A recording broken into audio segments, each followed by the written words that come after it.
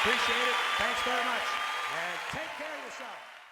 And people always want to know how you get started on this job. I guess they ask musicians too, and actors and everything, but they always want to know how you get started. They say, how did you get started?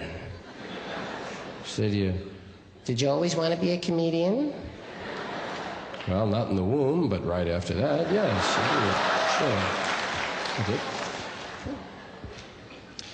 But class clown is when you really do get a chance to kind of work out, you know. Because the classroom is the best place. The classroom is best because, well, no one's allowed to laugh there. And suppressed laughter, you know, is the easiest to get, the most fun. You know, like when you're kneeling in front of a casket.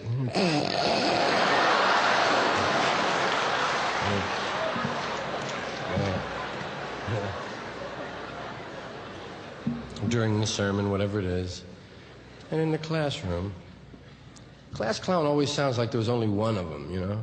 It sounds like the class clown, but that's not true, really. There was, you know, quite often there were 2 or 3 or 4 of them. Sometimes you'd have a whole classroom full of them, yeah. If the main guy was absent, second banana would fill in, right?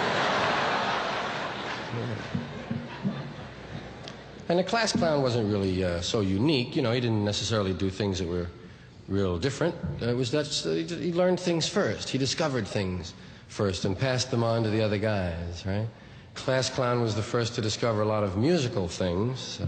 He was the first one to get into Hawaiian nose humming, right?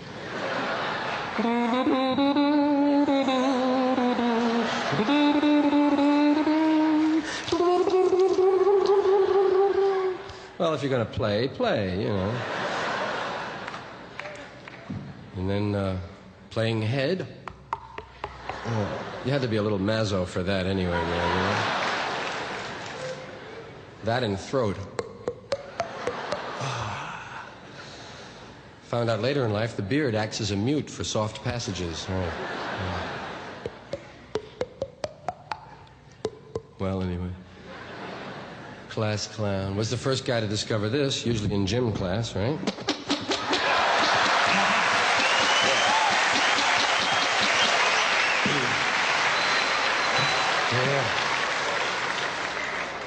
Yeah, the old artificial fart under the arm.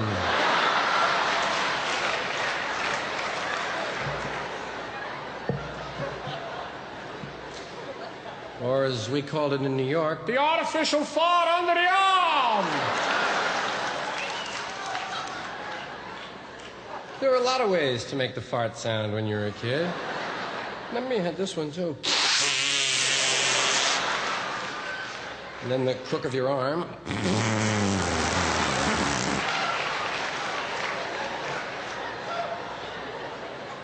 It was an important sound, you know, 'cause I guess we found so many ways to make it, you know. I didn't need any of those fancy ones because I could, I was into the bilabial fricative, you know.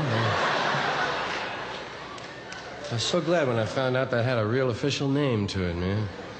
Bronx Cheer and Raspberry never made it for me. Bilabial fricative.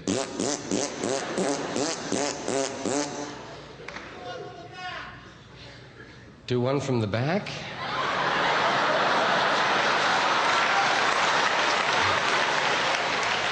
It would probably be an SBD today, man. Remember that? Silent but deadly. Wow.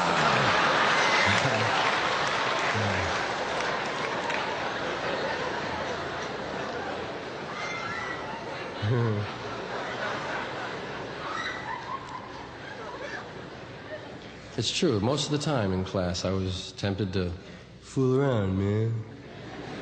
Get someone's... That's what it was, yeah. You'd be bored, and you'd figure, well, why not deprive someone else of their education? And you would set about disrupting the class by... attracting attention to yourself! That is the name of this job, you know. It's called Dig Me. Yeah, it was like, hey guys, didn't make the team, but... Yeah.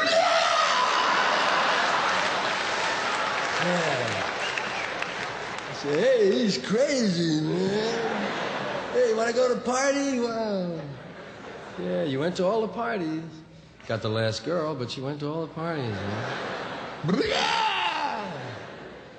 When I would try to attract attention in class, I wasn't really like a very daring and bold youth. I was a little timid, really. I didn't get right into fake epileptic seizures in the aisle, you know. And just start out and test the water a little bit. I used to start with little sounds like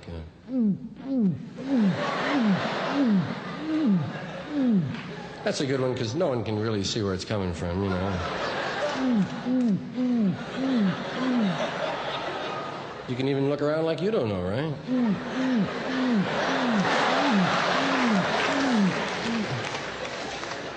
That's, of course, the pigeon. You recognize the pigeon. That was my only bird call. Because that was our only bird, man. I was from a real New York part of New York, you know. We had pigeons and sparrows. Had sparrows. Sparrows, though, you could never pin a sparrow, you know. They would leave too fast. You try to go over to a sparrow.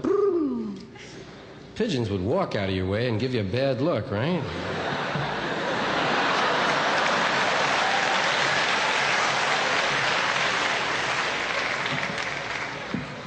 Poor pigeons, man. Their song is stuck in their throat, you know? That's what living in the city does, man. Sticks your song in your throat. I'm sure when the pigeons first got to the city, they had a nice song, man. Boo, boo, boo, boo, boo, boo, boo. A few years in the city.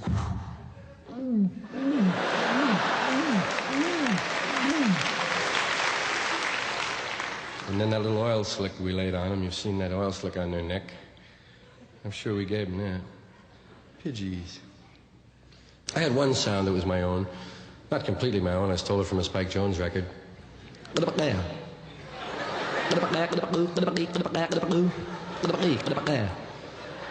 of the other guys could do that one. I added a little something to it. Yeah.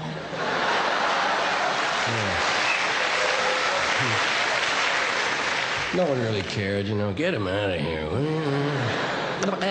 Get him out of here. And then, of course, there was popping the cheek, which everyone had to do. Just to be a kid, you had to be able to do that, right? Yeah, it was part of the credentials. Can you pop his cheek? Okay, he's a kid. Let him in. Go on. Let me hear all of you do that. I love when a whole auditorium does it. Everybody do it. Like that. Just pop. Now do it without giving in to the temptation to laugh. Everybody do it without laughing.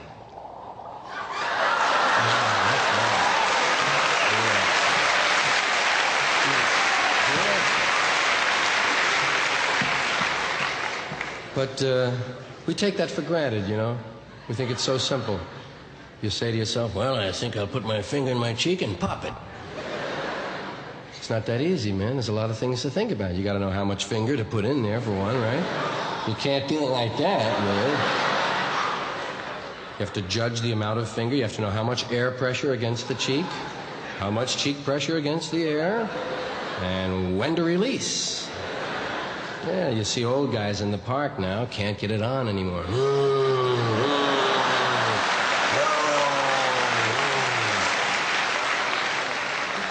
That's the first thing that goes on a class clown is the cheeks, man.